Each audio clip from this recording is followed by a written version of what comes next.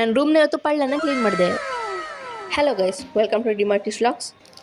ಅಷ್ಟೇ ಗೊತ್ತ ತಕ್ಷಣ ನಾನು ನೆಕ್ಸ್ಟ್ ಮಾಡೋ ಕಮಿಷನ್ಸ್ ವರ್ಕ್ಗೆ ಶೀಟ್ ಇರಲಿ ಅಂತ ಒಂದಷ್ಟು ಶೀಟ್ ಕಟ್ ಮಾಡೋದಕ್ಕೆ ಸ್ಟಾರ್ಟ್ ಮಾಡಿದೆ. ಫಸ್ಟು ಕಾಟ್ರಿ ಶೀಟ್ನ ಕಟ್ ಮಾಡಿಕೊಂಡೆ. ಅದಾದಮೇಲೆ ಐವರಿ ಶೀಟ್ನ ಕಟ್ ಮಾಡೋದಕ್ಕೆ ಸ್ಟಾರ್ಟ್ ಮಾಡಿದೆ. ಈ 2 ಶೀಟ್ನು ನಾನು A3 ಸೈಜಲ್ಲಿ ಕಟ್ ಮಾಡ್ತಿದ್ದೀನಿ. ನನ್ನ ಕಮಿಷನ್ ವರ್ಕ್ಗೆ ಕಾಟ್ರಿ ಶೀಟು ಮತ್ತು ಐವರಿ ಶೀಟು ಎರಡನ್ನೂ ಬಳಸ್ತೀನಿ. ಶೀಟೆಲ್ಲ ಕಟ್ ಮಾಡಿ ಮುಗೀತು. ಅದಾದಮೇಲೆ ನಾನು ನನ್ನ ರೂಮ್ನ ಕ್ಲೀನ್ ಮಾಡ್ಕೊಳ್ಳೋದಕ್ಕೆ ಸ್ಟಾರ್ಟ್ ಮಾಡಿದೆ. ಕ್ಲೀನ್ ಮಾಡ್ತಾ ನನಗೊಂದು ಲಾಸ್ಟ್ ಟೈಮ್ ವರ್ಕ್ ಸಿಕ್ತು. ಅದು ನಾನು ಗ್ರಾಫಿಕ್ಸ್ ಮಾಡಿದಂಥ ವರ್ಕು. ಈಗ ನಾನು ರೂಮ್ ಕ್ಲೀನ್ ಮಾಡ್ತಿದ್ದೆ ಅಂದರೆ ಇನ್ನೇನು ಸ್ವಲ್ಪ ದಿನದಲ್ಲಿ ನಮ್ಮ ಕಾಲೇಜ್ ಸ್ಟಾರ್ಟ್ ಆಗುತ್ತೆ. ಕಾಲೇಜ್ ವರ್ಕ್ ಮಾಡೋದಕ್ಕೆ ಒಂದು ಒಳ್ಳೆ ಸ್ಪೇಸ್ ಬೇಕು.